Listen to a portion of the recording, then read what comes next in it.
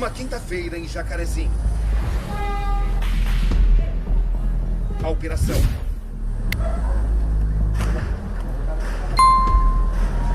E suas entranhas. A vista impressiona. É um mundo à parte. A favela do Jacarezinho, a segunda maior da América Latina, atrás apenas da Rocinha.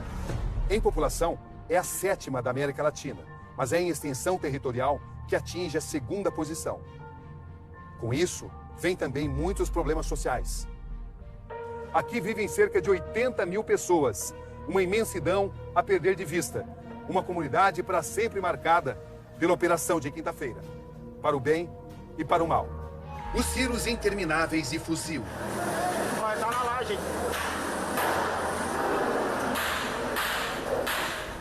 Essa é a porta dessa farmácia aqui em Jacarezinho e vejam só como ela ficou. Totalmente perfurada pelas balas na operação de quarta-feira, pelo tiroteio. Difícil saber quem atirou, quem foi o responsável. Os bastidores da ação policial mais letal da história do Rio. 2 deles entraram aqui, na casa da dona Ana de Lourdes, e se esconderam embaixo desse sofá. Os 2 foram mortos exatamente nessa posição. Os 2 lados das mortes em série. Wellington, descreva exatamente o que você viu no dia da operação. Tiro, pessoas se entregando e sendo mortas por... não sei por quê, por vontade de querer matar. Você está falando de execução? Isso, execução. Na verdade, você falou... Você viu isso? Vi. Não só eu, vi todos. O que você viu exatamente? A comunidade toda viu, Cabrinho. A opção sempre é do criminoso de ser preso. Tá? O que houve nessa operação, e eu ratifico isso aqui e reafirmo isso aqui, é o alto grau de resistência criminosa e brutal por parte desses marginais. Aqui andei por todos os cantos. Como é que você descreve exatamente o que aconteceu aqui? Cara, foi uma chacina. Como é que a gente olha para uma criança de 3, 5 anos e fala para eles que aquilo dali foi um cenário tranquilo? Em busca de respostas. Em busca da verdade. Um raro acesso ao coração da comunidade. Você tem que sair da sua casa de manhã cedo para ir trabalhar e tem que deixar suas crianças sozinhas sem saber se você vai voltar. E eles não vão ter nada para contar pra gente de bom. Os caminhos para se entender o que aconteceu. Gente que viu tudo de perto.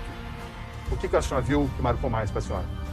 Acho que disparo de tiro e muito pouco munição. A visão da polícia. O nosso momento mais crítico é quando a gente abre a porta, por assim dizer, para tentar identificar com que cenário a gente vai se deparar. E nesse momento nós fomos recebidos a bala, a tiros, que a gente simplesmente revidou a injusta agressão que a gente estava sofrendo. A visão da comunidade. Na minha opinião, era para eles terem levado eles presos, não precisava matar. Era para eles terem levado eles presos, mas eles preferiram matar. A entrevista é exclusiva com a mulher de André Frias, o policial morto na operação. Meu marido era tudo para mim, minha vida, meu tudo. Que Deus perdoe a pessoa que fez isso, porque não sabe o que tirou de nós. Não sabe. A emoção do filho que tem o pai como herói. Um herói que partiu em Jacarezinho. Delegado Marcos, o senhor conhece... O delegado que comandou a linha de frente dos policiais e que testemunhou o inspetor de polícia sucumbir. Essa operação valeu o sacrifício do policial André? Sempre vale o sacrifício. Ele fez o que ele acreditava. Uma favela que nunca mais será a mesma. Madrugada desse domingo, ao fundo as luzes da comunidade. São 5 horas. Estamos na entrada da favela do Jacarezinho. Nesta quinta-feira, nesse mesmo horário, nesse mesmo local, 250 policiais civis se preparavam para o que eles chamam de grande incursão, naquela que se tornaria a mais letal operação da história do Rio de Janeiro. Era só esperar o sol nascer. E não ia demorar. E ele aparece. Jacarezinho vai estremecer. Aqui na favela do Jacarezinho são 6 horas e 8 minutos. Na quinta-feira, exatamente nesse mesmo horário, começava a operação policial. O carro blindado da polícia, conhecido como Caveirão, entrava por aqui. Esta é a entrada da rua José Maria Belo. Objetivo oficial: prender membros de um esquema de aliciamento de menores para o tráfico e o roubo de trens. Os policiais sustentam que enfrentaram uma resistência de cerca de 200 homens armados de fuzis a serviço do tráfico, a serviço do Comando Vermelho. Este é o local exato da morte do policial. Na quinta-feira, o caveirão da polícia avançou até esta barreira. Eram 6h15 da manhã, quando o inspetor de polícia André Frias e outros 5 policiais deixaram o carro blindado. André foi atingido logo em seguida com um tiro na cabeça, um tiro fatal. Ele caiu nesta posição. As marcas de sangue ainda podem ser vistas aqui. Uma conversa exclusiva com a família do policial morto na operação.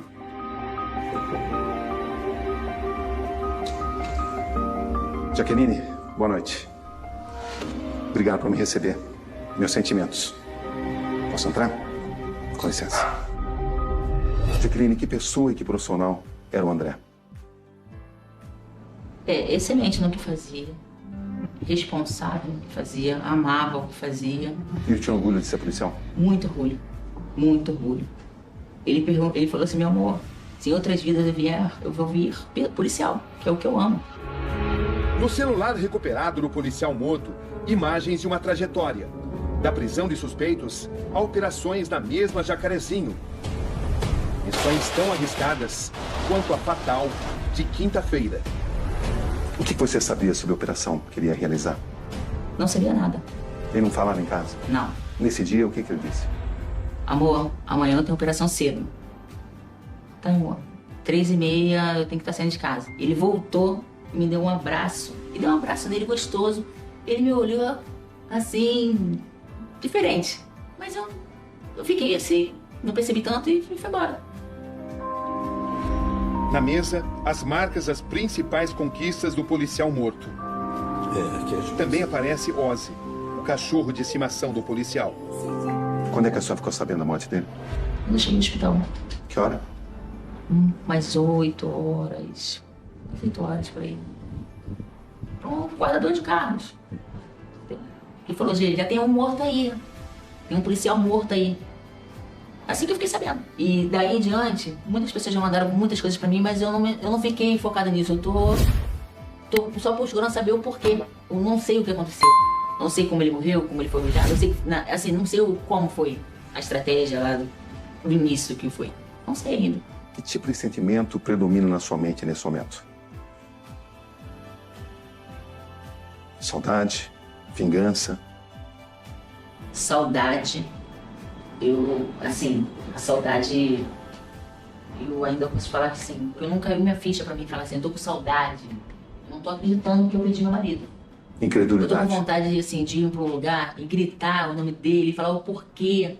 É isso, não tô de vingança, não. Poxa, a pessoa não sabe.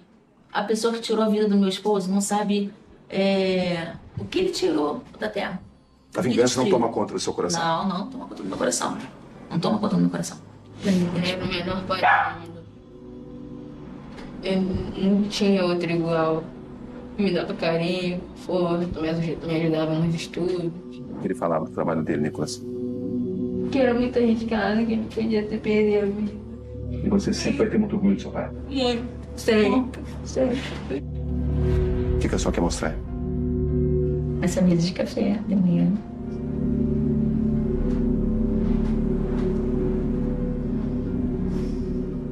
Todos nós temos famílias, a gente não pode julgar ninguém. Com certeza, quem tirou a vida do meu esposo também tem família. Então, assim, o que é a vida? O que é a vida? Qual o preço, hein? O seu marido se foi e essa guerra contra o tráfico continua? Vai continuar sempre vai continuar. Delegado Marcos Amin, boa noite. Boa noite. Tudo bem? Obrigado por me receber. Eu que agradeço a sua presença. Podemos entrar? Por favor. Com licença. Um encontro com o homem que comandou uma das mais importantes tropas da operação. O delegado Marcos Amin chefiava 50 homens altamente treinados para esse tipo de missão.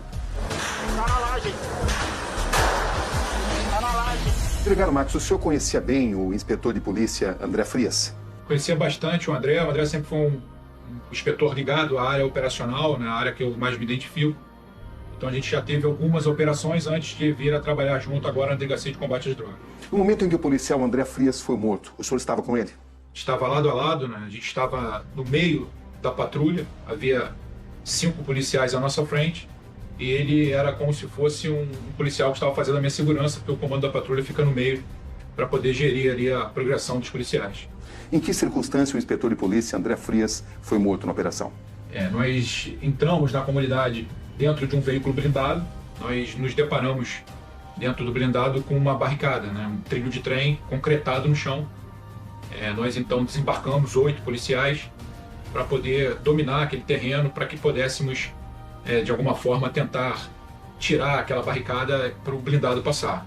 Então, quando a gente ganhava terreno, nós progredimos por volta de 20 metros, e quando nós estávamos nessa progressão, houve uma primeira saraivada de tiros, uma primeira rajada, nós conseguimos nos abrigar, e na segunda rajada, o policial que estava na ponta veio ser baleado no braço, e o André, que estava do meu lado, acabou sendo atingido fatalmente na cabeça, já caindo no decúbito frontal. Morte imediata. Morte imediata. Olha aí, atenção, eu preciso do helicóptero. Preciso do helicóptero na Praça 15, perto do lixão. Ele está sendo alvejado aqui na Praça 15, perto do lixão. Estou com o policial baleado. 2 policiais baleados. De onde vieram os disparos? Os disparos estavam vindo aproximadamente a 40 metros de nós. A polícia conseguiu identificar quem efetuou os disparos contra o inspetor de polícia André Frias? Já conseguimos identificar 3 das pessoas que estavam naquele local que efetuaram disparos, e 2 dos que estão neutralizados, que foram neutralizados na ação, também participaram da ação. 3 ainda estão sendo procurados pela polícia. Ninguém preso ainda? Preso ainda não. Até que ponto a morte do policial André Frias fez com que os agentes exagerassem na dose? Talvez tomados por um sentimento de revolta, de vingança até. Nós tratamos com profissionais, né? Policiais acostumados a situações de crise. Os policiais ficaram consternados, obviamente, né? Nós tratamos de seres humanos, mas nós precisamos ser profissionais. E esse é o papel das pessoas de comando dentro do teatro de operações. Nós participamos da operação, nós apoiamos a operação, mas nenhum excesso é permitido justamente para que nós não percamos a razão e não passemos de agentes da lei para agentes fora da lei. Quantos policiais participaram de toda a operação? No total foram aproximadamente 250 policiais. E vocês calculam que tenham sofrido resistência de quantos traficantes? No local onde eu estava, havia pelo menos 15 traficantes, de 12 a 15 traficantes armados com fuzis. Com fuzis? Com fuzis. Como é que o senhor compara os armamentos das forças policiais e dos traficantes? Os armamentos das forças policiais são tão bons quanto os dos traficantes, só que a gente vive um confronto desigual. A gente vive um enfrentamento desigual, porque nós temos que atuar dentro da legalidade, nosso dever é atuar dentro da legalidade, e eles não têm compromisso nenhum com as leis e com a Constituição do país. A polícia não poderia mesmo ter matado menos nessa operação? Poderia ter matado muito menos se não encontrasse tanta resistência armada. 24 acabaram sendo neutralizados naquele local, né, não conseguiram escapar, e os outros 5 que já foram identificados, outras 5 mortes que foram identificadas, eles conseguiram se evadir e acabaram não resistindo aos ferimentos depois. Uma coisa não tem relação direta com a outra. A gente atua dentro da legalidade. E aqueles que foram neutralizados ofereceram resistência armada. Quem não ofereceu foi preso. Dentro da comunidade existem muitos relatos de traficantes que tentaram se entregar e que mesmo assim foram executados. Até que ponto isso corresponde à realidade? Isso tudo vai ser investigado, é necessário que seja investigado, mas nós, dentro da comunidade, não percebemos nenhum tipo de ação nesse sentido. Inclusive, os telefones apreendidos, 2 marginais, 2 traficantes, 2 suspeitos, todos os telefones apreendidos mostram que eles estavam se comunicando com familiares e dizendo para os familiares que eles não iam sair daquele local e os familiares rezassem por eles. Eles descrevem que esses traficantes tentaram se render e mesmo assim foram executados. Cabrini, sob o domínio do medo, eu falo qualquer coisa. Porque, Cabrini, não adianta a pessoa ter uma ficha corrida, também não adianta ela pertencer ao narcotráfico. Ela, naquele momento em que ela foi neutralizada, ela precisava estar oferecendo resistência armada. Então, muitas vezes perguntam para a gente policial, ele tinha passagem? Ele não tinha passagem? Isso, sinceramente, é irrelevante para a gente. O que cabe para a gente averiguar é o momento da ação. Aquele momento, aquele indivíduo que foi neutralizado, estava oferecendo resistência armada? Se sim, aquela ação está cobertada pela lei e pela Constituição brasileira. Senão, o policial comete excesso e deve responder por isso. O senhor considera que essa operação foi bem sucedida? Eu só não considero que ela foi mais bem sucedida por causa da morte do policial. Os traficantes que morreram foi uma escolha deles. Os policiais entram na comunidade, a Polícia Civil tem por objetivo a defesa da vida. A defesa da vida primeiro dos moradores, depois dos policiais e também, em última análise, dos traficantes. Mas quando eles escolhem o enfrentamento armado, não há outra opção, não há alternativa, senão neutralizar na forma da lei. Tá na laje. Tá na laje. Essa operação valeu o sacrifício do policial André? Sempre vale o sacrifício. Ele fez o que ele acreditava. Acho que você já passou por muita coisa também no jornalismo e sabe, se você olhar para trás, você vai ver que valeu a pena, porque você faz o que você acredita. Quando se faz o que você acredita, Cabrinho, quando se trabalha naquilo que você acredita, mesmo com o sacrifício da própria vida, sempre vale a pena. 3 minutos depois da morte do policial, esse mototaxista, que se chama Anderson da Silva, também foi atingido na troca de tiros. No local, ainda podem ser encontradas marcas de bala. A imagem de Anderson sendo ferido foi registrada pelo celular de um grafiteiro que estava no local. Veja a imagem. O cara já deve ter recuado já. Ai, ai, ai, ai. Olha, meu baleado! Meu baleado! Pegou ele aqui! Ai, ai!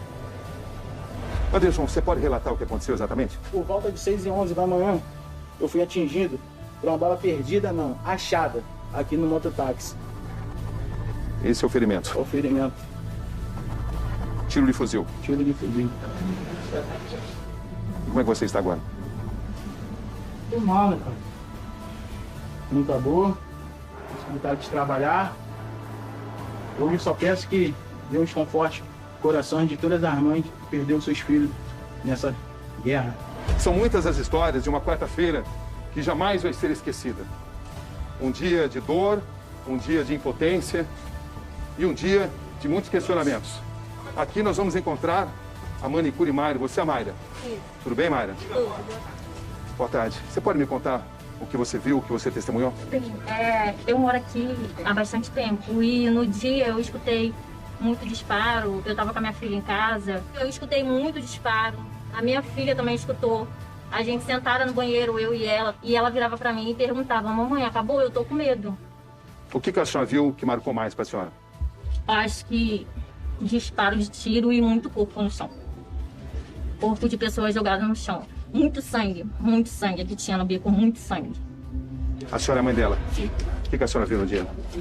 Eu vi eles impedindo de socorrer minha filha, que estava trancada no banheiro, com a filha pequena. Vi eles com deboche com as mães, desesperada com os filhos, deitado ali no chão. Como assim, deboche? Quando a mãe foi reclamar aos policiais, por que eles fizeram isso e não entregou, não levou o filho dele preso, porque o filho dela se entregou. Ele deu tapinha nas costas do colega e falou pro colega: para de matar filho dos outros, hein, rindo. Ainda virou e falou: não temos que ter pena de mãe de vagabundo. Essa mulher que participou dos protestos perdeu o filho e ainda foi confundida com outra que foi filmada segurando um fuzil. Estão confundindo a senhora com essa mulher? Tá mais de 40, tá muitas visualizações, estão falando que é eu, tô sendo ameaçada. O que a senhora sabe sobre as circunstâncias da morte do seu filho? Que ele estava dentro de uma casa, entraram e mataram ele, só isso. E que ele estava com a mão pro alto, assim falando que não era saber traficante, mas esse mesmo saber mataram. Como é que a senhora descreve isso? Define isso? Descreveu o quê? Eu perdi um pedaço de mim. Eu perdi minha vida! Eu perdi a minha vida! No dia da operação, os suspeitos, segundo a comunidade, ou os traficantes, segundo a polícia, procuraram refúgio em casas como essa. Abri a porta, deixei para ficar aqui só um pouquinho. Aí entraram. Fizeram se esconder aqui. É. E a polícia veio aqui atrás deles? Aí quando foi assim, meio-dia, aí veio a polícia. 2 deles entraram aqui, na casa da dona Ana de Lourdes, e se esconderam embaixo desse sofá. Os 2 foram mortos exatamente nessa posição. Você não sabe as circunstâncias? Não, nós descemos. Quando nós vimos que a polícia ia invadir a casa, nós descemos para o segundo lugar. Nesse momento aqui, as marcas, né, dos tiros, são marca de tiro de fuzil aqui na parede. Dona Nelita, posso entrar? Dá licença. Quantas pessoas morreram aqui na sua casa? 2 pessoas. Onde? Os meninos se renderam? É. Eles ficaram ajoelhados? É. O outro estava no quarto. O que estava no quarto ficou ajoelhado? É, ficou ajoelhado lá no quarto, perto de mim. Aí eu pedi para ele não matar, ele queria matar ele lá no quarto, perto de mim. Aí eu falei assim: não mata ele aqui não. Aí mandou ele se ajoelhar e mandou descer da casa dela ali para baixo. E esse cara aqui dentro. E o que os policiais disseram? Eu sempre escutei o tiro, moço, que eu tava no quarto, né? Depois saiu o tiro aqui na sala. Ele saiu os tiros aqui na sala, aí a armadora descer. Aí eu passei aqui, tá? Eu tinha caído aqui no chão. A bala bateu na parede dele ainda. E os que estavam aqui nessa sala, que foram mortos aqui, tentaram se render? Estavam rendidos, estavam todos desarmados. Qual foi a imagem que mais te marcou? Os gritos que ficam marcados nas nossas mentes. Os gritos de socorro, os gritos de desespero. Benício, você é de uma ONG que atua aqui em Jacarezinho. Isso. Que tipo de atuação vocês têm? Nós fazemos trabalhos sociais aqui com jovens, adultos e adolescentes. O que chamou sua atenção na operação? A brutalidade da forma que foi causada esse tumulto, né? De invadir a casa dos moradores e fazer o que fizeram. É verdade que traficantes tentaram se entregar, mas não conseguiram, não puderam? Há relatos. Há relatos. Para a polícia eram todos traficantes? Sim. Só que eu, como na condição de morador, eu poderia dizer que seriam todos suspeitos. Eu não posso afirmar nada. E assim, o que a gente pode dizer nesse momento é que são vidas, independente da escolha de cada um, são vidas que se foram. Tivemos acesso ao relatório da inteligência da operação. O documento identifica e traz um histórico de cada uma das 27 pessoas da comunidade que foram mortas na ação em 10 diferentes locais de Jacarezinho. Quem eram os 27 membros da comunidade que foram mortos? Algum inocente foi executado? Todos os 27 são criminosos, traficantes com ficha penal e comprovação de sua participação no tráfico. Não há um único inocente morto nessa operação que não o próprio policial. A operação se desenvolveu conforme o senhor planejou? Houve algum imprevisto? Não, a operação ocorreu exatamente como é que estava previsto. O que de fato diferencia essa operação das demais operações é que pelo fato da gente ter permanecido algum tempo sem ingressar naquela comunidade, o tráfico acabou se fortalecendo. Então eles fizeram obras de engenharia física no sentido de prover determinados bunkers, determinadas seteiras para eles poderem atirar nos policiais com o objetivo de matar, o que resultou, consequentemente, numa reação muito mais intensa por parte do tráfico de drogas. E a gente teve que, enfim, de alguma forma, suportar essa resistência e avançar. Imagens inéditas mostram momentos da operação policial que durou mais de 3 horas e resultou em 28 mortos, sendo um integrante da polícia. Os policiais sustentam que a resistência armada do tráfico foi maior do que a esperada. Eu nunca vi uma resistência tão intensa, tão brutal e tão criminosa, porque eles a todo tempo faziam emboscadas para as equipes de policiais. Dessa vez foi diferente. Eles não atiravam para fugir, eles atiravam para nos matar. Essa foi a grande diferença dessa operação. A gente precisa, sim, do apoio das pessoas que acreditam no Estado Democrático de Direito. Que aquele território é um território do Brasil, do Rio de Janeiro, e não do tráfico. Só peço o apoio e que aguardem o fim das investigações, pois vai ficar mostrado que a polícia agiu dentro da legalidade.